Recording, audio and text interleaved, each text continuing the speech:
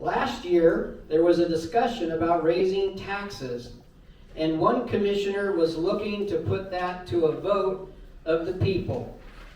Now, it can be increased by 1% per year with no vote. But some commissioners lobbying to increase 1% to 3% with no vote. Are you in favor of this? And we will start with Ron. Go ahead.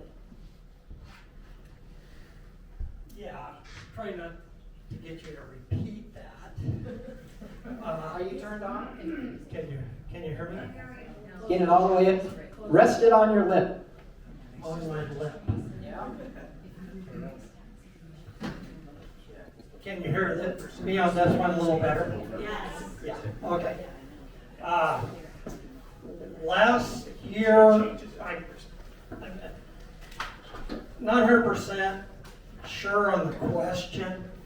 I know last year on November 21st, there was a vote from the county commissioners on the levy and the budget at the same time. Also, within that resolution was the passing of the budget, and the 1% was included in that. The 1% is usually discussed ahead of time, whether you want to include that or not. The 3% was in the state legislature, did not pass the state legislature to allow taxing districts to increase it from 1% to 3%. But the 1% should be discussed. Other than my opponent, he didn't vote for the levy at all. He didn't have that discussion. He didn't vote for the levy. His goal was to shut county government down. That was November 21st. Thank you. Dan? Do I get 1 minute or am I 3 minutes? Which one? If you want to do a rebuttal, 1 minute, go right ahead. I do, because this is a very in-depth topic that I don't know how I'm going to get to in 3 minutes to get you to fully understand it. So Ron is right, you do get 1%, but you get 1% plus new construction. Last year we had the Lund Hill Solar Project go online, and again, I apologize if I'm talking fast, I'm trying to get 3 minutes.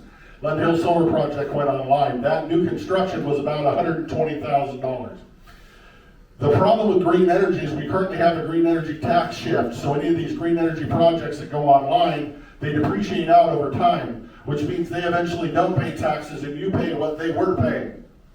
That only happens if you accept the 1%, the new budget bump, the new construction bump. So if you do not accept that 1% of the new construction budget bump on the year the project goes into place, last year, there will never be a tax shift for you to end up having to pay the taxes on that solar farm. That's why I voted no. There's 2 commissioners that voted yes.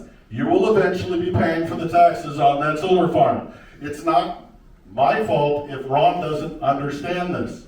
You probably should elect someone that does understand this and is trying through the state legislature to fix the tax shift so that you're not on the hook for any future ones.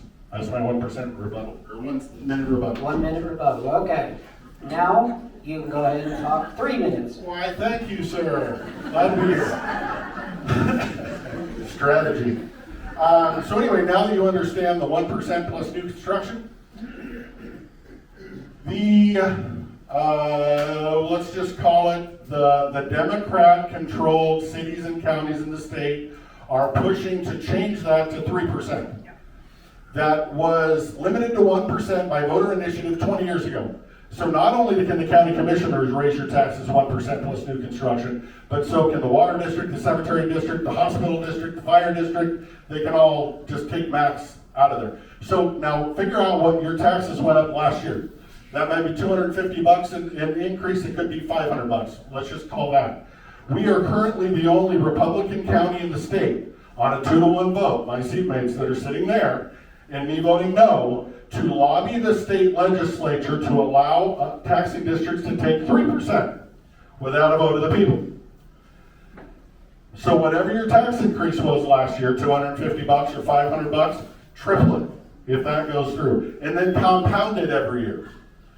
They don't want to ask you for more money, they want to take it without permission. We are currently the only Republican county that's in favor of that. I know because I sat on the Wasatch board and I had to vote yes, because the Board of Commissioners was a yes.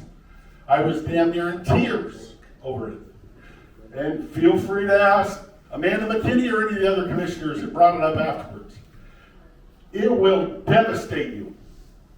Your tax increases will skyrocket, and I will promise you on January 1st, if you give me a second vote, I will go to Wasatch. That passed by one vote. Clickitat County. We are the only thing pushing that forward. On January 1st, that can be repealed at Wasatch. They will then label it dead, and Wasatch will no longer be lobbying the legislature to give taxing jurisdictions like the hospital board the ability to tax you at 3% without a vote of the people. But I need a second vote because I can't do it alone. Thank you. Well, I'm moving to Texas, so I'll see. Okay, so Todd, tell us what you think. Yeah, no, this came up in talking to some of the county commissioners and some of the people, I think it was 3 weeks ago. I think it was 3 weeks ago that this was kind of brought to my attention. You guys know how much your taxes have been increasing over this period. And talking with several of the people, I have a buddy of mine. Okay, there we Oh, go. there it is. Check. We all agree with that. We all agree with that one. I agree with Dan on that. Okay. All right, now I can. So, 3 weeks ago, thank you, Amanda. Well, that's not where I was in my head. Basically, if you've lived in this area at least 30 years, there's probably some of you in this room that if you paid off your house or close to it, your taxes are close to what your mortgage used to be. Because I know there's a lot of people like that. Our property values have gone up so much, and part of that's great. Your property values have gone up, but if you want to stay in this area and live in this area, now all of a sudden your taxes are more than your mortgage used to be, then you can't retire here. Your kids can't move here, be here. So basically, real estate appreciation should pretty much, it pretty much stays in line with inflation. So the government should pretty much be able to come close to living just off that. But we have a 1% on top of that. So that should definitely cover it.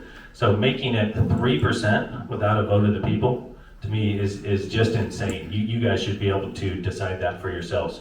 And there's times when we can raise money, or we can get together as a community and decide we want to do something special, and we have fundraisers. Sherman County does an amazing job of this. They do giant fundraisers all the time, and they do not do levies. They do not raise the taxes. They do not pay. They split with other counties their 911 call center. There's a lot of ways that we can lower our tax burden. We don't have a tax problem.